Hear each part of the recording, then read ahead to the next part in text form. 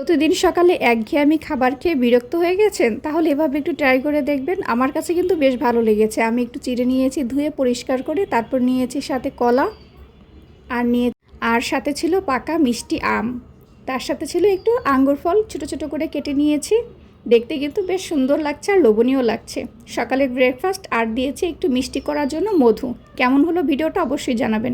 আমার আজকের ব্রেকফাস্ট চিড়া, কলা, আম আর একটু আঙ্গুর। এই দিয়ে আমি আজকে সকালের ব্রেকফাস্ট করে নিলাম। আসলে আমরা প্রতিদিন সকালে একঘেয়েমি খাবার খেতে খেতে বিরক্ত হয়ে যাই। এই দেখো মেয়েকে খাবার খাওয়াচ্ছে, সে কান্না করছে, খাবে না। খাওয়া নিয়ে তার ভীষণ বিরক্ত, কি করব।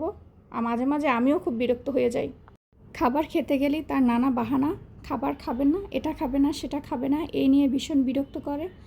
আর খাবে না দেখে তার শরীর স্বাস্থ্য কোনোটাই ভালো হচ্ছে না। কিছু করার নেই, তো যখন যেটা বলে সেটাই করে দিই, কিন্তু তারপরও তার খাবার নিয়ে খুব অজুহাত, ছোটোবেলা থেকেই এমন করে যাচ্ছে।